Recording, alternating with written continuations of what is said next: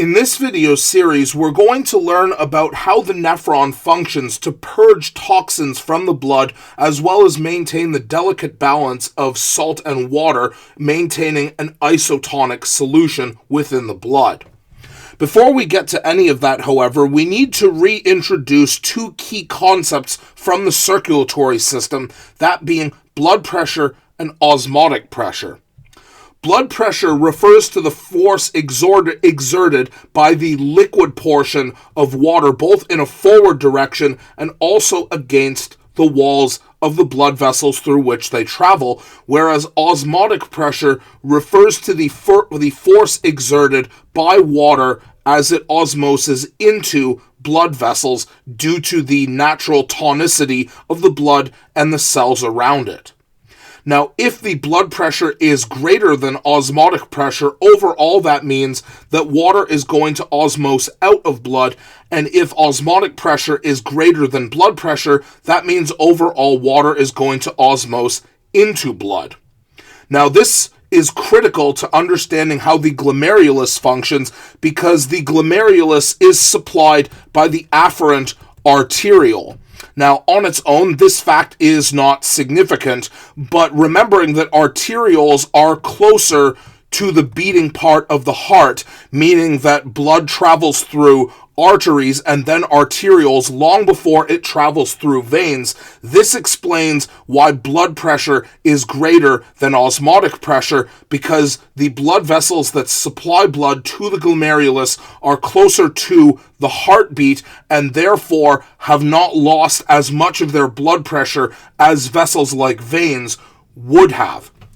Now, this is even more exaggerated because the capillaries within the glomerulus are constricted, meaning that they are squeezed by a hormone that triggers all of the muscles within the capillaries to contract, and that hormone is what we call angiotensin. So from this word, we can see that tension is the obvious root of the suffix here, meaning that the blood vessels are going to get tighter, and angio is a prefix that is often seen with respect to blood vessels. So angiotensin, the name of the hormone that does this, literally tells you that it will involve constriction of the capillaries in the glomerulus. Now, as a consequence of this happens, the volume, the space in which the liquid part of the blood can occupy, is obviously going to decrease because you have to squeeze the same volume of liquid through a smaller volume, which naturally means, if we consider our formula for concentration, where you have the amount of solute divided by the volume of the solvent, if we decrease the volume, the space through which blood can travel, that means that both the blood pressure, because the water is going to be exerting even more force because it's being squeezed, and also the solute concentration, because of the decrease in volume, are both going to increase. Now, as a consequence of that, we are creating a very, very strongly hypertonic environment within the glomerulus, but the force as well, the increase in blood pressure that we have, also results in water, in addition to solutes, being forced out of the glomerulus into the Bowman's capsule, thus beginning the process of kidney filtration. Now, from the Bowman's capsule, this fluid, what we call the filtrate, referring to everything that is removed from the glomerulus and enters the nephron, this filtrate is going to drain from the Bowman's capsule down into the proximal convoluted tubule, thereby entering the nephron and beginning the process of reabsorption, which is what we're going to be talking about over this video series. Now, from there, if we follow what happens to the blood after this process of pressure filtration, it is going to exit the glomerulus through this blood vessel here, which is what we call an efferent arteriole.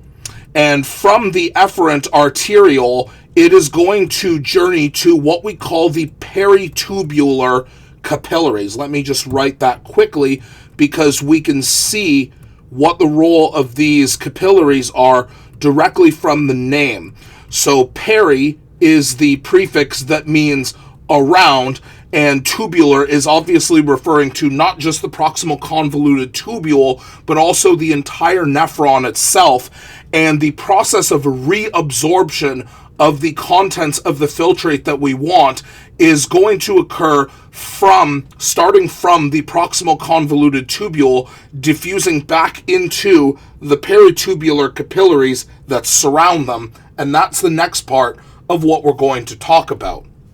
Now, in terms of the composition of filtrate, this basically includes any compound that has been fully dissolved in the liquid part of blood, which doesn't just include the contents that we want to get rid of, but also all of the valuable nutrients that are water soluble, such as glucose and amino acids. But of course, the parts that we do want to get rid of are any waste and toxins that shouldn't have been in the blood in the first place, and any extra ions that make our blood hypertonic and will cause problems with osmosis. What is not filtered through the process of glomerular pressure filtration is anything that we classify as formed elements within the blood. So these would obviously be all of the different types of blood cells, red blood cells, white blood cells, and thrombocytes, also called platelets, and any large compound that is too big in order to dissolve fully in water, which mostly includes large complex plasma proteins such as hemoglobin and other free-floating proteins that are fully formed within the blood. After the filtrate leaves the Bowman's capsule and enters the proximal convoluted tubule, which we will represent as the PCT here, this begins the process of what we call the reabsorption, or rather the selective reabsorption of the nutrients that we want to keep. Now, a lot of this happens very naturally simply because of the difference in solute concentration. So if we compare the solute concentration in the proximal convoluted tubule, we would expect this to be greater than the solute concentration that exists in the blood in the peritubular capillaries that surround the proximal convoluted tubule, because that's the whole point of pressure filtration, is to squeeze most of the liquid and almost the entirety of aqueous compounds into the Bowman's capsule, thereby creating a natural concentration difference.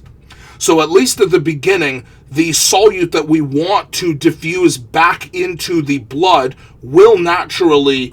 diffuse from the proximal convoluted tubule into the peritubular capillaries that surround the proximal convoluted tubule, which is what we see here.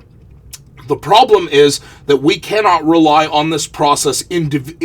indefinitely, because diffusion ends or functionally stops when we have reached an isotonic concentration. And again, is there ever a situation where your body would want to lose half of the nutrients or vitamins that it has consumed through eating? Well, obviously the answer is no. And therefore, in order to guarantee that we have a continuous reabsorption of all of the valuable nutrients, vitamins, minerals, etc., is to use active transport in order to make sure that movement of nutrients and certain ions happens only in a single direction. And again, the goal of this is to reabsorb